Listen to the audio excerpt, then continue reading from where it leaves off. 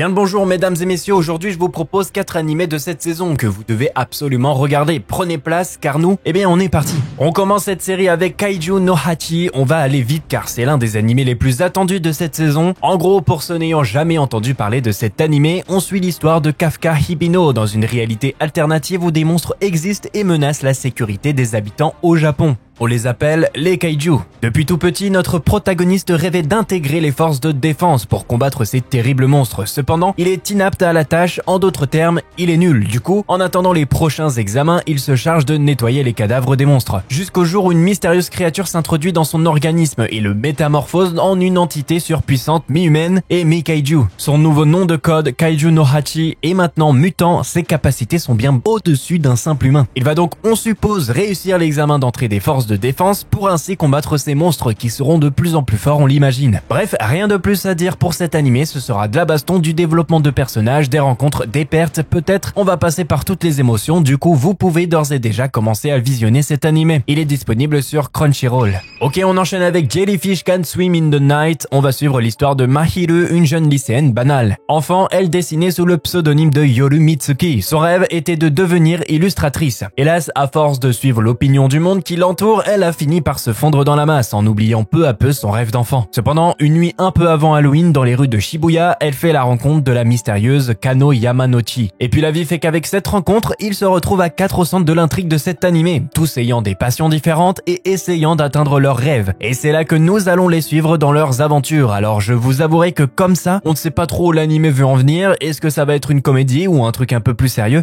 On ne sait pas. Enfin, presque. Parce que les premiers épisodes sont déjà sortis et en effet, le thème sociétal abordé dans cet animé que tout le monde connaît, c'est la poursuite de nos rêves, freinés par nos impératifs de la vie et les codes sociétals. La peur de l'échec, la complexité du parcours, bref, tant de thèmes qui vont forcément vous parler et qu'au final, nous allons les suivre toutes les 4 à la recherche d'une chose précieuse qui est, d'être heureux. C'est pourquoi, si vous voulez un peu pleurer, un peu de sentiments pour cette saison de printemps, je pense que cet animé pourrait bien vous plaire. Il y aura bien entendu une bonne dose d'humour pour pimenter nos visionnages et que ce soit plaisant à regarder. Il est d'ores et déjà disponible sur ADN. Grandpa and Grandma Turn Young Again est un animé qui raconte l'histoire d'Ino et de Shozo, un couple de retraités ensemble depuis plus de 70 ans. Un beau jour, alors qu'ils se dirigent à nouveau vers leur pommier planté dans leur jardin le jour de leur mariage, nos 2 tourtereaux découvrent une mystérieuse pomme dorée. Peu de temps après cette trouvaille, nos 2 retraités rajeunissent et retrouvent leur vigueur de 20 ans. Vous l'aurez compris, il s'agit là d'une romance plutôt humoristique, mais qui aborde également des thèmes profonds tels que la peur du vieillissement, l'amour éternel et l'idée que l'âge ne saurait altérer l'amour que l'un éprouve pour l'autre, que c'est mignon. Nous les suivrons dans leur quotidien désormais bien plus mouvementé sans pour autant que leur rajeunissement n'ait un impact trop sérieux sur leur entourage. Ils sont choqués au premier épisode mais finissent par accepter la situation. En somme, il ne faut pas prendre cet animé trop au sérieux mais plutôt apprécier le spectacle de ces vieux dans ces corps de jeunes où la mentalité ne va pas trop avec leur corps. Théoriquement, en tout cas. Le tout dans une romance simple mais efficace. Donc, pour ceux qui sont intéressés, il est d'ores et déjà disponible sur Crunchyroll.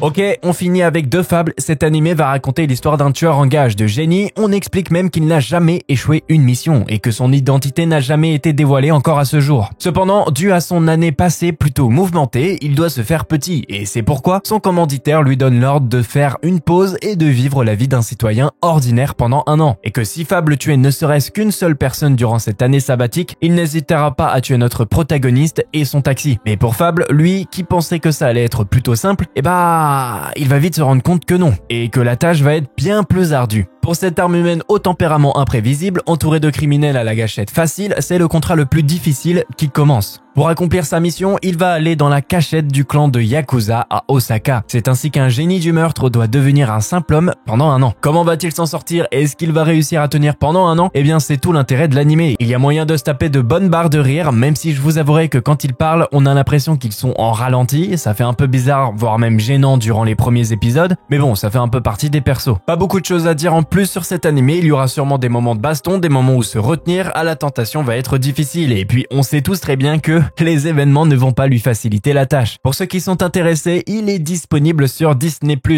Oui, je sais ce que ça veut dire. Voilà mes petits loups, j'espère que cette vidéo vous aura plu. N'hésitez pas comme d'hab, le like, l'abonnement, le partage. Nous, on se dit à la semaine prochaine. Salut!